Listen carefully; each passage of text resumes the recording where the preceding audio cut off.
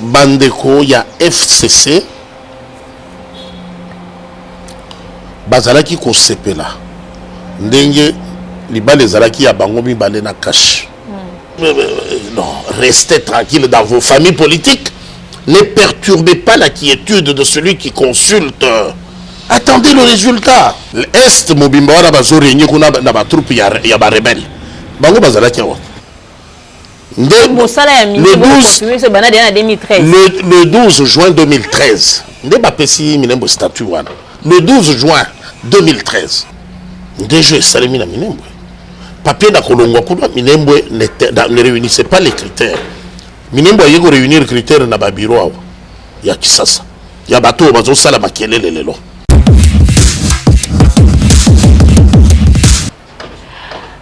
Très heureuse de vous savoir très nombreux à travers le monde. Vous nous suivez avec vos téléphones portables, vos ordinateurs, papa, maman, baimbo, kandeng, to mesana koloba, boye imala, mon abino surtout. Tout ça toujours un single pour être beau pour na Congo Impact News, pour na copé sabino, analyse politique, il y a mboka na biso, mais aussi il y a ailleurs.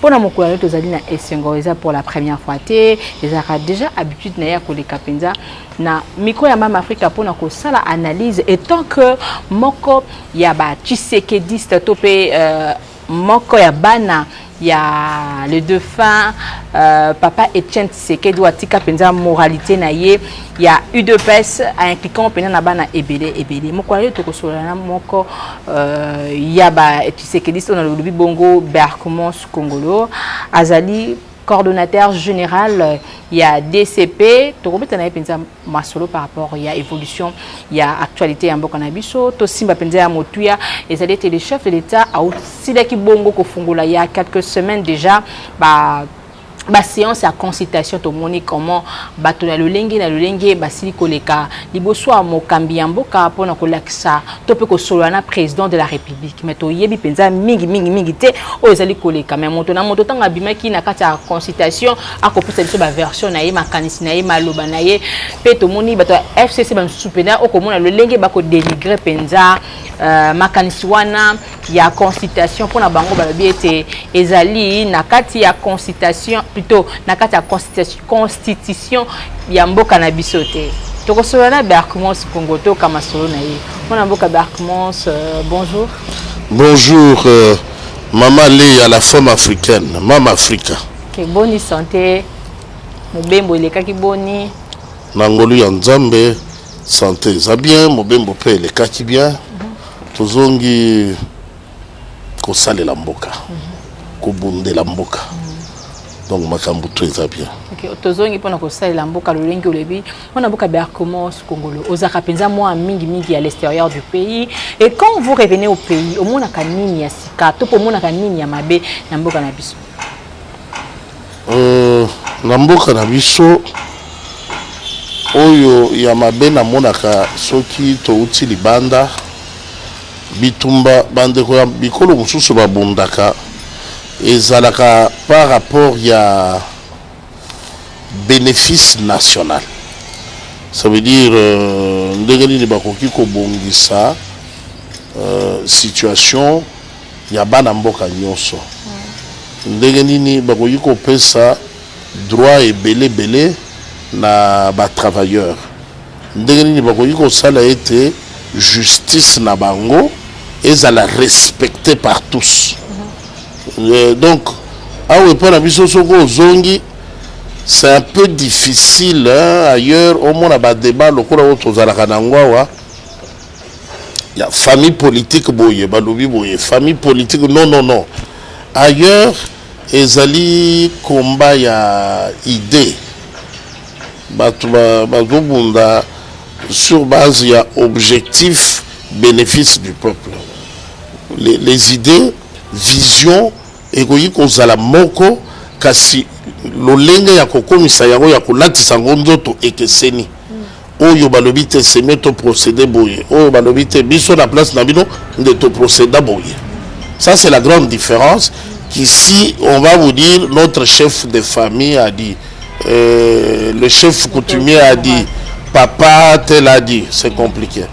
Moi me kolosile koleka émission ya la souka to salaki obane ko beta penza tolo wana bazali ba partenaire politique ya nakati na penina bino ba Tshisekedi to pe UDPS FC c'est qui beaucoup partenaire na bino mais lelo okoko esaso qu'est-ce qui se passe entre mariage oyo obobokela ki penza fleur eloko nini penza ezali na kati wana parce que jusque là tout le monde le président de la République a sali union sacrée tout le monde FCC bayete après ça qui invitation bongo na Jeannette Kabila a respecté en gote pour tout le monde qui azaki bongo na kati plénière mais aussi bato ebele to bi FCC pe baya quitté tout le monde qui président de la République après ça qui invitation pouvez-nous vraiment éclairer le lingue yozalo bakoza Tshisekedi est-ce que mariage on y a solo pende zakaka parce que jusque là peut-être kaka selon quelques sources Sonia Relais si je me trompe pas à Twitter qui a le biais jusque là président ko tenir kaka na mariage wana yoko ko assurer biso ni mariage wana ezali to pe union sacrée ko banda sur mariage. Merci beaucoup. Par respect à moi-même, par respect pour moi-même, je ne peux pas être un Congolais vivant au Congo. Nalandi Mokonzi Mboka, Nazoland d'actualité, les déclarations des uns et des autres matin, midi, soir. Et pour comprendre ce qui se passe, je n'ai pas besoin du point de vue de Sonia Rollet. Ça, c'est. Je sais pas moi. Je n'ai rien contre Sonia Rollet, mais. Quand même, elle est une journaliste connue où beaucoup de Congolais lui font confiance par rapport à ses tweets. Non, il n'y a jamais eu de statistiques pour montrer que les Congolais lui faisaient confiance. Une illusion. Et elle s'est fait chasser du pays, c'est tout. On sait que Babengana y est, mais comment ça on lui fait confiance? À Yébani, en tant que moteur, c'est tout. Mais il y a des journalistes normalement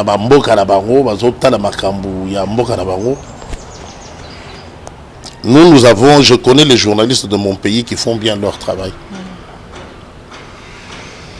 Alors la femme africaine ceux qui n'ont bêtié surtout qui te bendali après zongi les choses continuent normalement mais Sonia ceux qui n'a bouleversé et paralysé l'émission peut.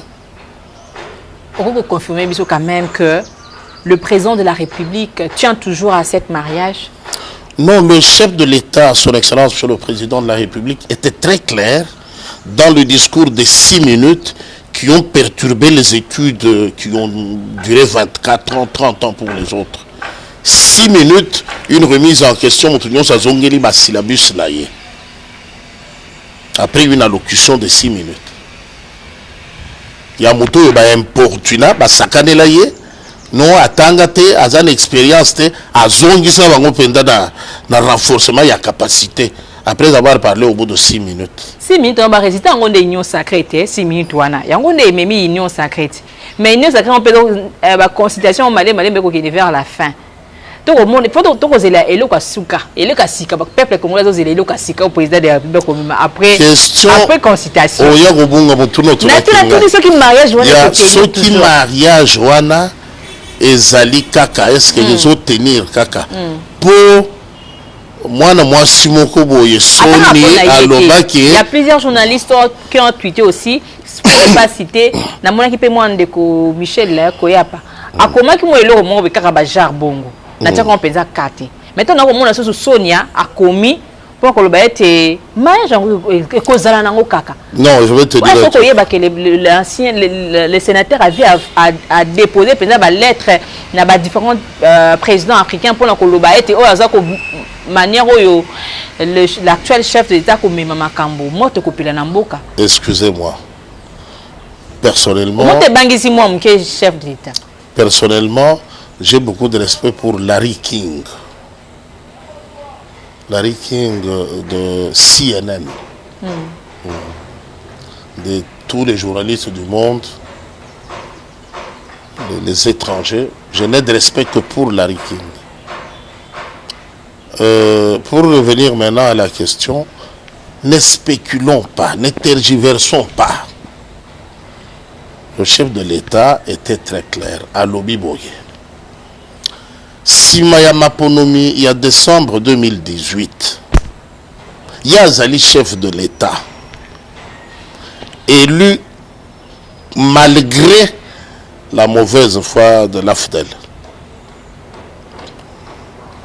Mais, ndenge bayebaki ke soki bameki kosimba na élection présidentielle mboka mobimbe kopela moto batiki le véritable gagnant à l'équipe. Mais na niveau ya législative nde kanda nyonso wana bakiti nango na législative, nomination sur nomination, ba procès vont continuer au sujet à ba contentieux électoraux. Non, balobi na oyo te yo ko continuer de réclamer siège na ote yaka to côté yo ministre et te yo tikaboy. C'est comme ça que le pays a été géré. Alors chef de l'État à lobby n'a qu'autant la réalité wana que je me retrouve avec une prétendue majorité qui me dit toza todingi tosala na yo coalition. Entre deux mots, on choisit le moindre. Pour préserver la paix, et Zalipé, la première prise de fonction présidentielle à Mokonzi Mboka, il ne fallait pas qu'on bande sur fond d'un conflit. Et Zalokola,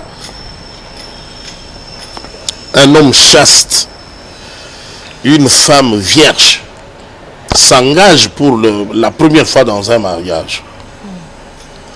Bon. Moi, ici, quand il y a d'autres qui ont évité comment il est kanaka. Même ceux qui m'ont solo yoka, mais la pratique, c'est autre chose. Quand tu dois mettre la main à la pâte, que au commis penda mama yanda kunyon se zolo ba yo. Batu ba meliti te yo. Batu ba lete yo. Ndako eza selete yo. Wane ko makabe makambu mususu. Moi, instant il y a doute ezali et bandeli muto akotatone tia ko ya ko zo elan. Il y en a bazwaka élan et simbi, il y en a bazwaka élan ba yeko décourager, il y en a bakoka kuto atako zo élan te. Alors il se fait que Bandeko, il y a Afdel, leur basali proposition, le con la maman, mon na quartier, bah tu voyais bien que a commis veuve, a mon élève mobile a yé n'amboka. J'ai dit ce que le chef de l'État a dit. Actuel, oui. Le chef de l'État dans les 6 minutes là. N'a bien fait sa dissertation, ils ont 24 ans, 30 ans. On demande à jeu. C'est du sérieux maintenant, nous avons disserté. Maman Moko veut vaillot qui est l'engé mobile aye, aye koyem saye, ngai kutu, nazana mobile tende na zabo soko bali na ngai toko fanda bien. Bon. Pauvre l'engé mobile amoni na ye mabete. Bon, pourquoi pas prendre le risque. Bon, mais atalaki maquillage ya mama wana maquillage ba produit belé à pakoli bilamba lati on dirait lingi qu'on a tâté. Mais le but est que oyeba ki bizali la maman ngote avant oyeba quand même bizali la maman ngwana oyebi kaza veuve aboma mibali ebele sikoyo tu te dis bon, il n'y a que les imbéciles et les morts qui ne changent pas. Tu connais ça, maman, une chance peut-être à changer.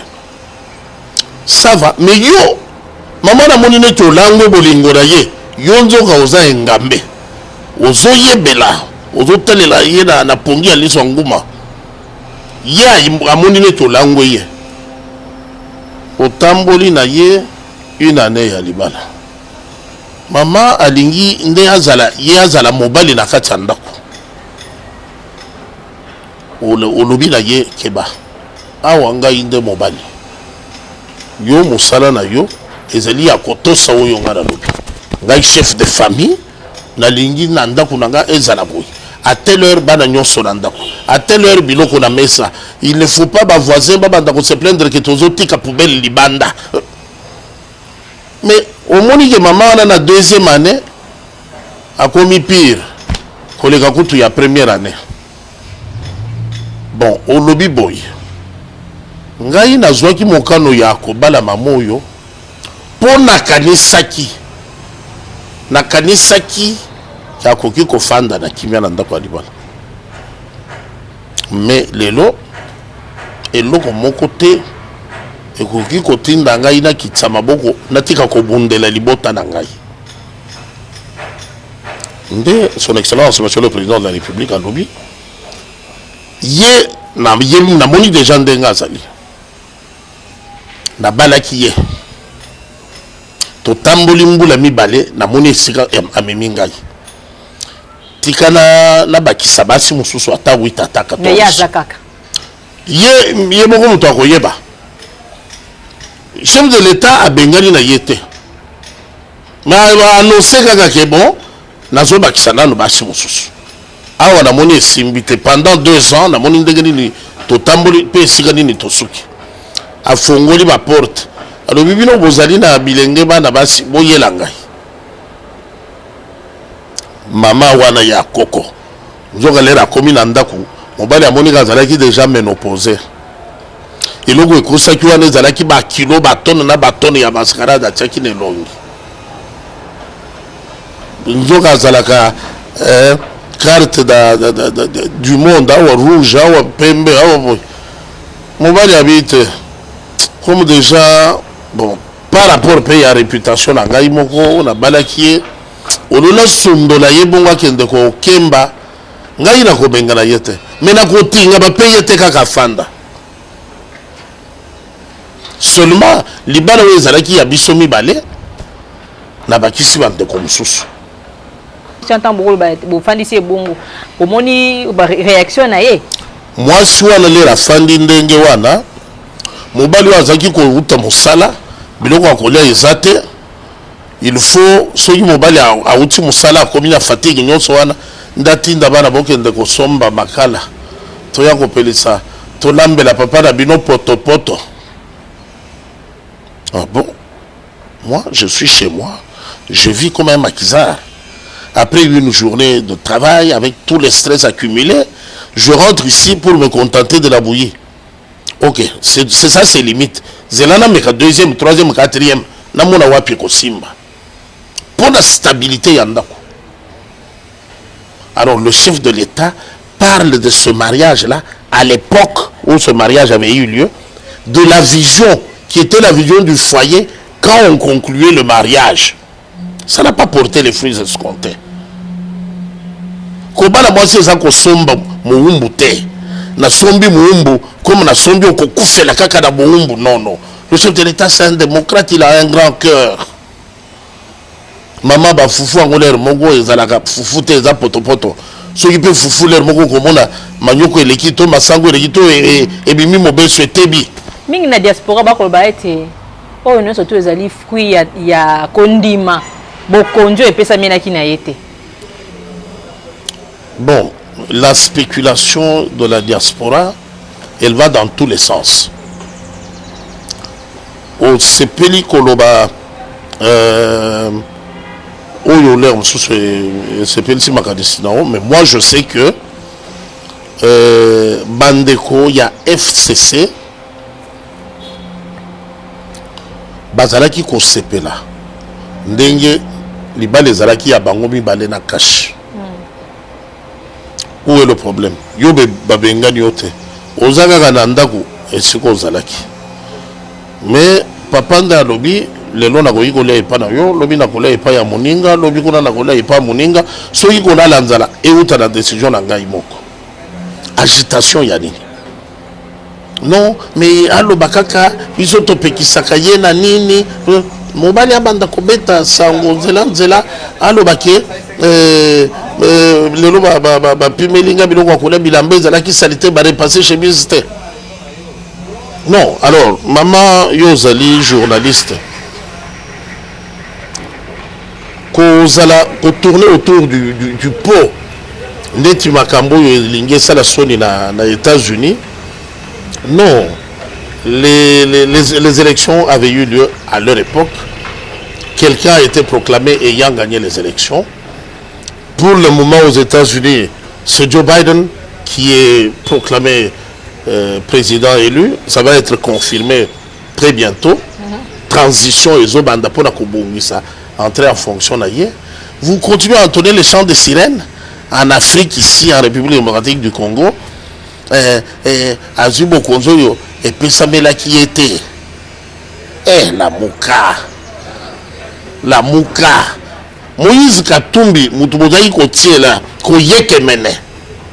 Moïse est très réaliste, très souple. Jean-Pierre Bemba Gombo, moi la Congo, très réaliste. Kaka Gombo Bogoboy, Oyo Koyoke pa ba Congolais mi balé misa tout et souka na mutu moko. Ndebiso to bobo mamso matoyi na biloko modèle wana. Maintenant, Union Sacrée a apporté Nini na la classe politique. Très bien. Merci pour la mutuna. Union Sacrée, ils ont sa possibilité na bandeko yo bazala qui en dehors de la coalition, ba ya pena makanisi na bango.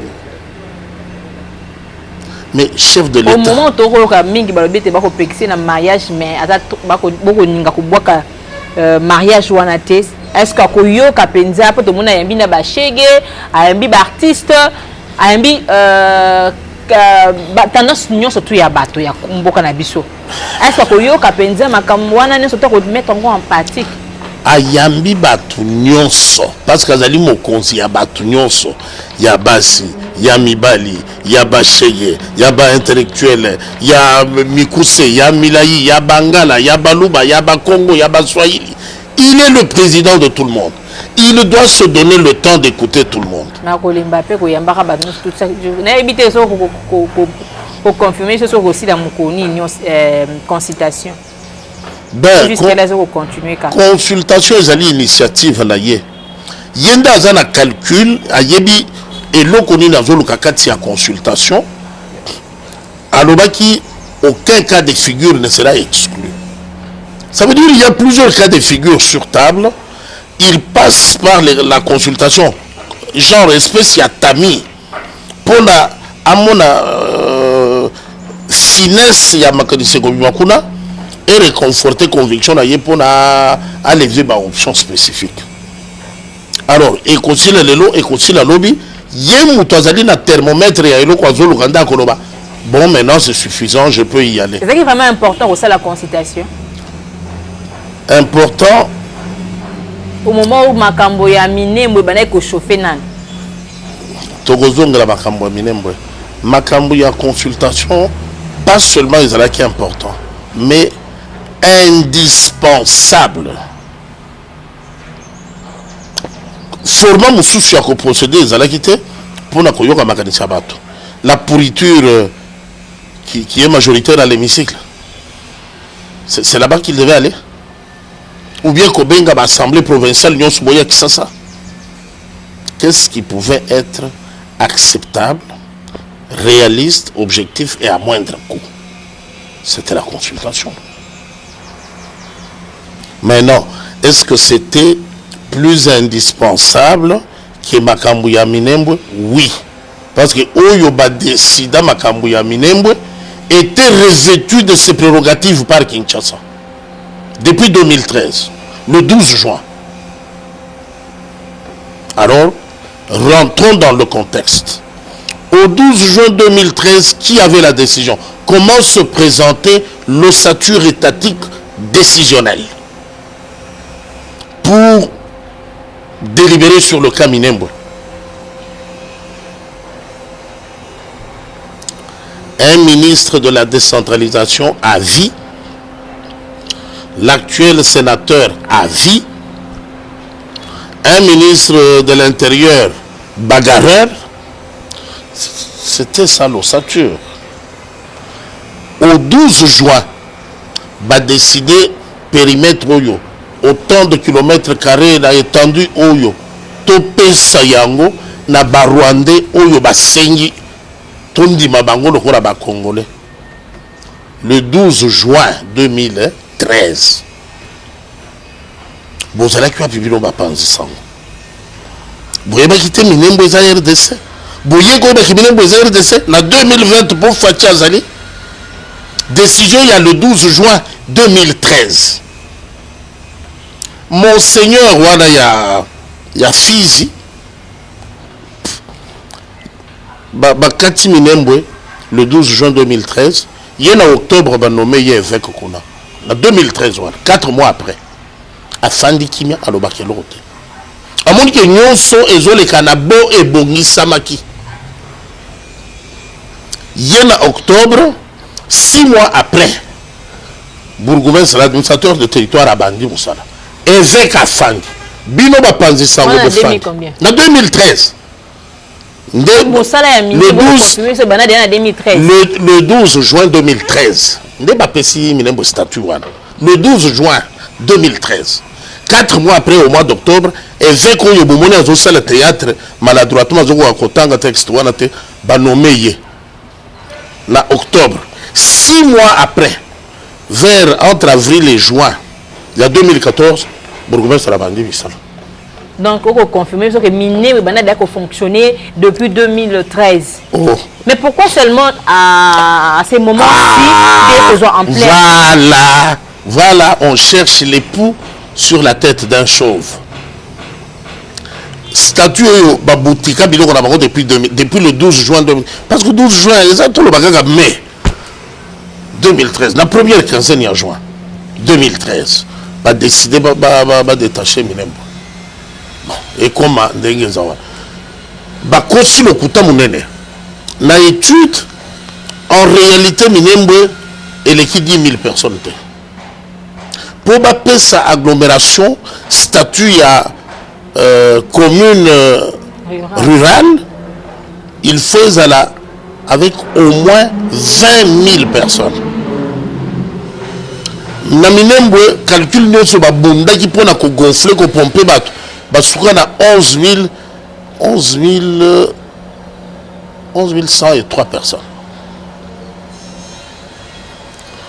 Rapport wana eye na Kisasa na ba bureau ya bato yo bazosala makelele lelo oyo balingi bana kisabolingo ko balingi bana mboka ba bloka kana likambu nini alo bakasi to bloquer na nini ba gonfler balongoli nombre réel ya habitants ya Minembwe de 103 personnes, bah pomper en haut 23 000 personnes. Allez, tout est clair. Leur rapport est longue Minembwe et longue Est. Et il y a un Minembwe qui a retenu dans le centre où il fallait comme la commune rurale. Rapport est combien Minembwe, Babongoli, Babakisi Minembwe. Il y avait combien de centres qui est déjà sélectionnés pour comme la commune? C'était une étude sur l'ensemble de la République.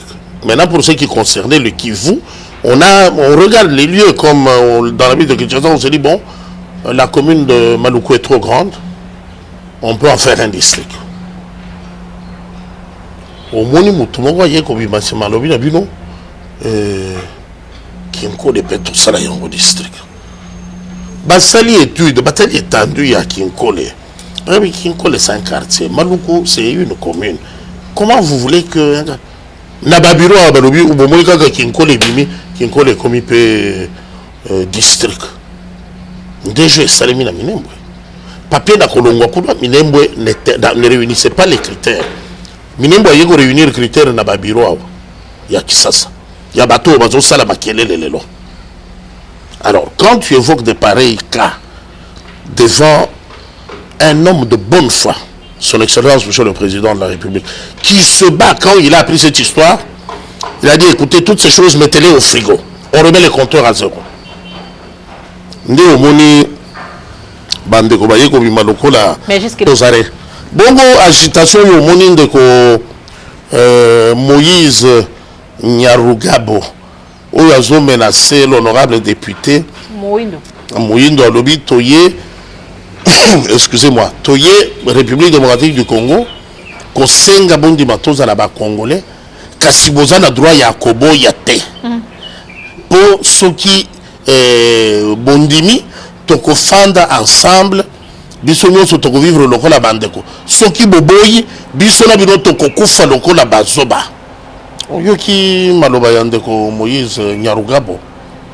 Et réaction maintenant, il y a bato batiaki ye tout le monde, il y a bato batiaki bango bato yo babandaki makambo na 2013 babate biso ya ndako soko bazota de la fachi oh akosala ni awo boya akosala ni nde biloko ya ndenge wana bino bapanzi sango il fallait vous ressourcer bon bino ce qui se passe en réalité.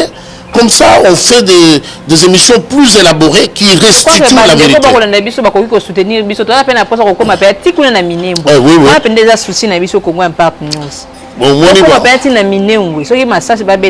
Ah, bon. Alors, par rapport à la consultation, est-ce que copé sa résultat escompté? Oui, écoper ces résultats escomptés. Parce que les résultats, comme je le dis tout à l'heure, les alliés qui bandego, qui en dehors de la coalition, bakomi associé, bakomi impliqué. La coalition n'est plus des deux, elle est devenue une coalition ouverte à toutes les forces positives qui peuvent faire avancer les choses. Faire avancer les choses, ça veut dire quoi concrètement? Ça veut dire que Nambokoyo, on n'imprime plus le passeport. On n'imprime plus le permis de conduire. On n'imprime plus la carte rose.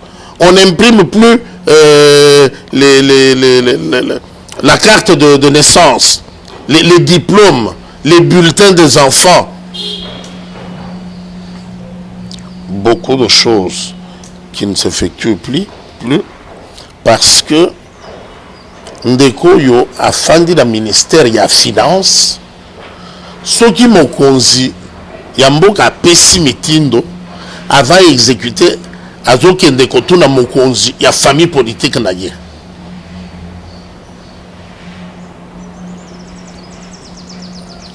Bandeko yo ba fandi ke bazali ba membre ya gouvernement. Mokonzi yamboka bengi bango pour une séance de travail. Oyo ya tsela manzaka ke babenga bakaba excellence, bazala na garde rapprochée, bazala na logistique conséquente, bazala na ba salaire oyo yebani. Mituka bisusu ba pesa ba famille na bango pour na ba course. Ces gens-là que l'on pensait que c'est vrai, bah outi na ba famille politique na bango, mais maintenant bango bazui libaku ya ko revêtir de la qualité d'homme d'État. Au lieu de se comporter comme des hommes d'État, ils se sont comportés comme les ambassadeurs de leur famille politique. Mokonzi Mboka Bengibino venait pour je vais prendre acte de la prestation de serment de juge. Bango bakie kotuna chef ya famille politique na bango.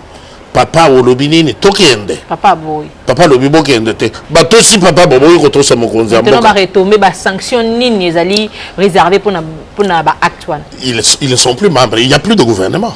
Ils expédient les affaires courantes. Gouvernement. Non, je l'avais dit le soir même. Ils sont démissionnés. Moi, j'ai beaucoup d'amis dans le gouvernement. Ils n'ont plus de leurs yeux pour pleurer. Moutounio sur les lois comme moi formule pour ça n'a plus bien mon Konzamboka. Les lois na lingilaya en tant qu'ancien gouverneur. Na lingilaya en tant que député national. Na lingilaya benga biso loba nazo benga ba notable. Benga non, restez tranquille dans vos familles politiques. Ne perturbez pas la quiétude de celui qui consulte. Attendez le résultat. Maintenant, il y a un embrouillement. Tellement ça a cafouillage. C'est d'ailleurs l'occasion pour moi d'attirer l'attention de certains collaborateurs de son Excellence, Monsieur le Président de la République. Bon, ça candidaté parce que je n'ai pas encore fini avec vous. Hein. Je vais revenir pour vous citer nommément et dégrainer les exploits de chacun. Alors, partie remise, je vous laisse la chance jusqu'au demain. Arrêtez cette légèreté-là de vouloir composer avec les démons, de penser que vous faites des maquillages, de montage. Nous veillons mieux que les sentinelles et nous regardons. Moindre dérapage, je convoque les véritables notables pour une séance de vérité qui sera sanctionnée par un communiqué final. on saura qui est qui fait quoi, et nous saisirons le chef de l'État à votre sujet. Vous êtes avertis. tondimisa mete maloba nyonso tokoloba ekokoma mpenza na matoi na bango mwana mboka ndamoko natindelaka bango na baportable na bango boyebi ke natindelaka bino ngakotinda mpe mwana mboka Bearcomos tomoni Senko bongo kokende kokutana na ancien chef de l'État le sénateur à vie Joseph Kabila Kabange mokoye tomoni Senko kokutana na le président élu Martin Fayulu Madidi ni les bombami donc qu'est-ce qu'on a qu'à dialogue bon on a évité pourquoi vous prenez que poser question modèle ou on a quand ça yo koloba tout le monde Senko après beaucoup tani ya bango na mokonzi ya ouais banda kinanu na mokonzi ya mboka oui mutuna na yo bandika ka tout le monde Senko tout le monde na évité pour nino kati étape wana ya beaucoup tani na mokonzi ya mboka tout le monde bato mingi ba monango pa moi ndenge. Et ça, c'est un peu même maloba ya chef de l'État, le sénateur à vie, puis les sous na président élu. Voilà. Après beaucoup d'années, ça veut dire Mokonzi Mboka a yambi Senko. Ba membre ya conférence épiscopale nationale du Congo. Otobengi Senko. A sololi na bango. Kasi ayambaki yambo son éminence le cardinal Laurent Mosengo Passigna Basololaki, le dépositaire de la sagesse, son éminence Laurent Monseigneur Passigna. Awa bango baye en tant que Senko. Senko n'a pas de problème. La démarche de Senko peut être vue avec beaucoup d'espoir et être très bien perçue. Mais il y a au sein de la Senko des personnes au Yobatu, sous confiance. Le fait que Bamoni Mutusongolo Pakalada Katuana, mais Oyo, na yépé. Donc sa présence à lui seul suffit pour jeter le discrédit sur toute l'équipe de la Senko. Donc, Senko bakoyi kokende ba moni mwana mboka Joseph Kabila sénateur bakoyi kokende ba moni mwana mboka Martin Fayulu président ya SID. Et puis basali bongo po bautaki koyamba maka koyambama na mwana mboka tata mokonzi wa ekolo Félix Antoine Tshisekedi Chilombo, imperturbable béton héritier du trône. Pourquoi c'est héritier du trône? Héritier, il y a trône, ça veut dire là où l'on pensait que le Sphinx est mort, halte à son combat, il a pris le flambeau et le combat continue. Mais papa n'a dit, papa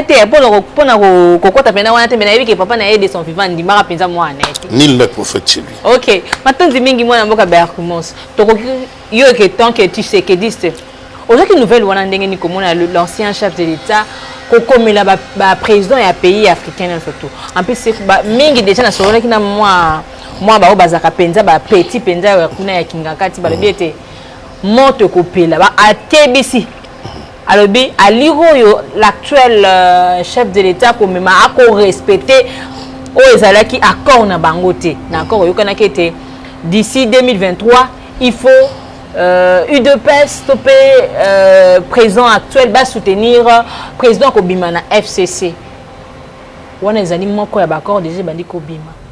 Comment on a été à l'Iroyo, beaucoup de gens qui montent copela, beaucoup de gens pour Kingakati déjà topé le président ancien Zana à la penzana moi armée naïe, puis les sous-toyés bazali penzana matosi oh penabi nous bozana matosité. Vous voyez pas, beaucoup de gens pensa bon banga moto on a été copela wana. La différence entre un tigre en papier et un tigre réel, c'est que le tigre en papier fait peur à tout moment alors qu'il est inoffensif.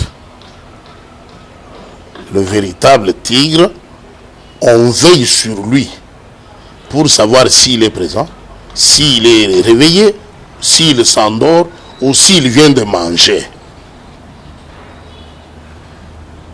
Un seul tigre par forêt.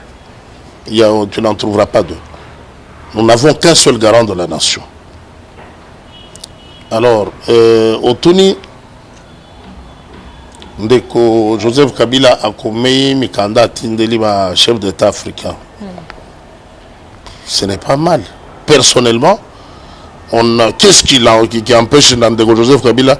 Il y a par exemple le président Denis Sassou, ou bien Kokomela Lorenzo, ou bien ça dépend. Koloba, Nazaraki P, chef de l'État, Nazaraki collègue Nabino, Nabimi. Ndenge tozo kende na koya kosuka neti dos Santos. Ndenge tozo kende na koya kosuka neti Jacob Zuma. Ndenge tozo kende. Il y a des versets vu comportement il y a actuel chef de l'État. Mais tu penses que Dos Santos il y a Zalaki vexé? Tu penses qu'il est plus armé que Dos Santos? Tu penses qu'il a régné plus que Dos Santos? C'est que Jacob Zuma de l'ANC. Nous, on a eu peur du maréchal Mobutu dans ce pays. C'était la peur du vent. Leur tout le monde a ba phase, ba ex-phase. Bazobeta bango kaka neti bana biki. Omoni leur to yiko na ba quartier. Ezaki na ba vieux moko boye. Bomona esika bonda te. Nanu bomona combat gagner boye te. Mais na bomwana na biso na misu ya kotala ye kaza mukolo na quartier tozomona penda ke ye soki bosimbile ki na bango akoya ko venger. Alors komona boye bitumbe bandi leri ya ye bokimi mbango bokimi ya ye bokimi motu na makasi te kasi na bomwana tozomona ke ya nyonso azaka ka makasi. Bon sikoyo okomona boye mwana moko asigné yaya baswani na leki na ye leki azongi azolela ya leki libozo toyo la kisanga muto asali bongo bokomi boye tokobi yo lingo sala ni petu to sakana na ngai bobangi bulubi mwana oyo makile ko bima ye asakani na yaya wana omoni mwana ngo beti yaya ko pe yaya kwei bulubi yaya li akosala siko biloko na ye wana yaya telemi coup de tête akwei lisusu mwana oyo azoluka problème sikoyo bazo boma ye yaya boye mwana tomboli abambi ye na se bogangi wo abanda ko beta ye depuis kala bobo ndimaki te moto oyo bayi ko banga mbwa ya kopal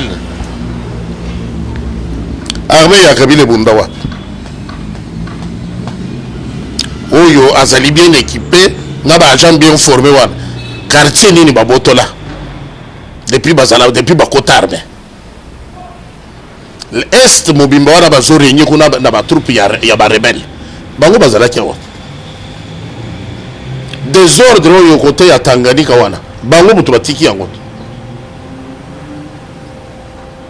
maintenant les lokaka alongwe ndebo yeko yebake azana manduki bino bozana yango te ebunda wapi.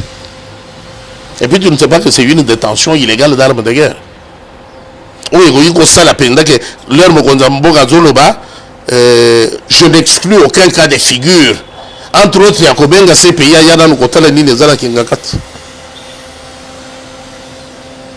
bon, que bakana tout le monde pour répondre boye et puis batu ya boanya batu ya mayele balobite bomeka kolanda piste wana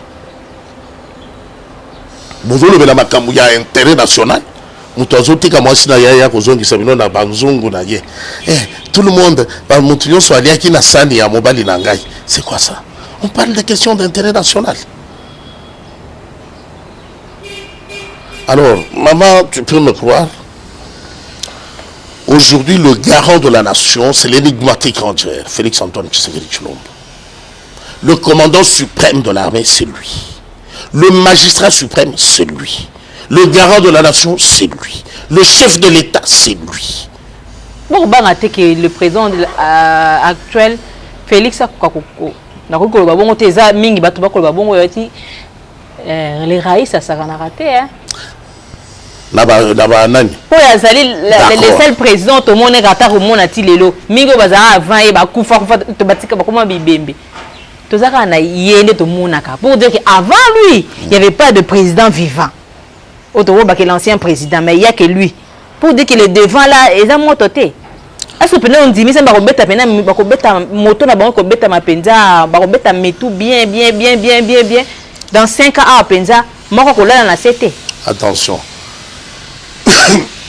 C'est grave, to ko batomi ba ko banga. Tu sais, moi je n'aime pas que tokende na procès d'intention. Toujours le concret. Démarche ya mokonzi ya mboka ezali union sacrée. Kosangisa bana nyonso ya Congo autour ya bitumba ya kobundela bana mboka. Mais epelisi ndemboto na bandoki ya mboka. Ndeko Berkmons epelisi ndemboto à lire ya ba union sacrée. Epelisi moto poto moniko to kuna ndenge FCC de batemisi pena ni kuna. Epelisi moto na ngambo ya FCC kasi lobaka bongo po ba téléspectateur bana. Ba kopela po baza pe agitation ekoti makati na ngambo. Panique ekoti na FCC. Mais pendant la retraite, tout le monde ancien chef de l'État le baraté. Il y a un mot il y a ba douceur révélé mais tout le monde quand même à lobby. À se dévoiler. Bandi ko loba. Muto le baraté tant bandi ko lobby c'est quand on est à Kamabé. Maman, j'étais en train de dire que le chef de l'État a bengi union sacrée. Il y a ba force sociopolitique il y a mboka. Union sacrée. Mokonzi ya ekolo tata président de la République a l'obité qu'à union moins PPRD. Avec PPRD, nous sommes déjà dans la coalition. Bande comme tous va rejoindre la coalition. Bongo. Oui. C'est ça l'idée du chef de l'État. Batomi bakanze kindenga sa union sacrée bongo PPRD, FCC a tombé. Non. On a vite compris que ils ont un mariage. Oui, continue. Non, Jeannette Kabila a invité, mais le a ma personnalité. Et puis il y a Joseph Kabila. Pourquoi Joseph Kabila a un ennemi? Ah, un ennemi peut-être. Alors. Pour nous kinga kata ko mona le ya si di vibre malobi to ba ko tanga kinga kata ba mona ndo kwa ndako nganga non loba tu sais avant mokonzi mboka loba likambo ya consultation a consulté Joseph Kabila combien de fois à ça la consultation et Joseph Kabila combien de fois siko yo po lobi na baninga mosusu pe qu'est-ce qui change capable moi que ça ne va pas yende garant ya ça veut dire yende mobali na kati ya ndako soka moni mikakatano ye tu vas faire sa solution mikakatano pour dire que union sacrée ekobimisa ebimisi déjà bombe ba ko lukande jour ko beta ngoma te union matiti ndepasi union sacrée yango eye parce que FCC cache bimisa ki bombe FCC cache bakokite kolonga likambo ya délestage bakokite kolonga likambo ya mai ezalaka na ba robinette bakokite kolonga likambo ya insécurité kulune bandeli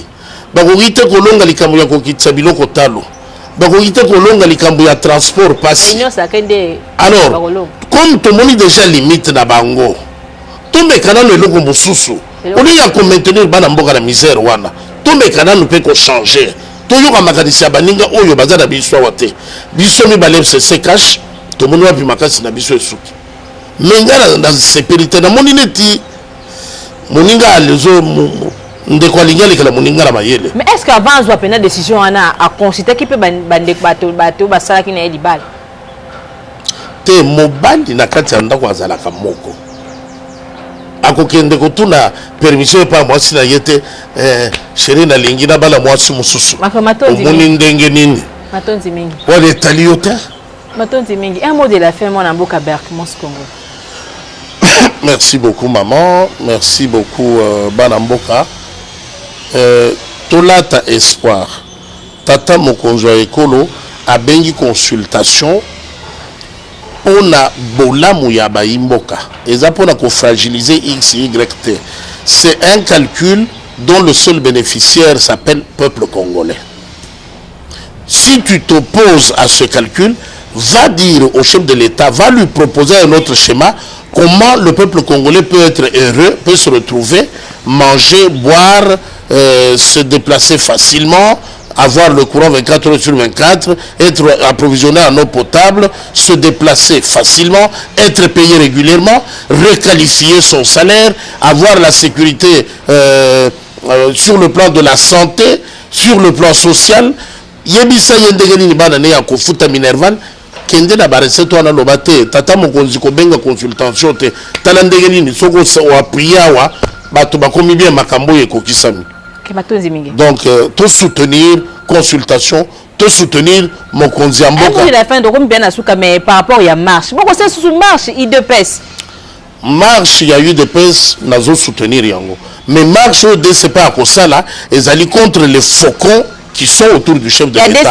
Wana Tokobenga, le Kasaï central, le Kasaï oriental, le Grand Kasaï, c'est le Grand Kasaï qui va gronder. Bon,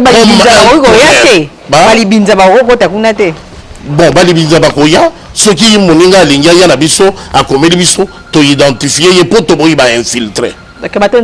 Un grand merci à vous les abonnés de Congo Impact News. Si c'est pour la première fois, je vous prie d'abord de liker notre vidéo, mais aussi de s'abonner. Et de l'autre côté, il y a une cloche de notification. Vous cliquez sur cette cloche afin que vous soyez toujours notifié à tout temps que nous avons de nouvelles sur notre chaîne. Un grand merci à Papa H. Un grand merci à toi. Un grand merci à Papa Pati Sumbu. Un grand merci à tout le monde, Fania Mam Africa, les amis de Mam Africa, de Congo Impact News sur Facebook, les amis de notre page Facebook Congo Impact News. Vraiment merci pour vos soutiens, mais aussi pour vos remarques. Ceux qui m'ont dit Koto Mam Africa, le Bibiante, à Betsibino Penza, la versée Bino, bon, Kolimbisa Penza, Mam Africa, pour biso tellement tout droit na ma solo na biso to pe na ba question na biso ceux qui osana ngambo FCC osana ngambo ya cash osa pe na ngambo ya SID to pe la muka biso to osana motuna mosana biso to tuna ka se mituna to za ni FCC ni cash ni la muka to osana nde mosala to kutana très prochainement pour un nouveau numéro. Bye.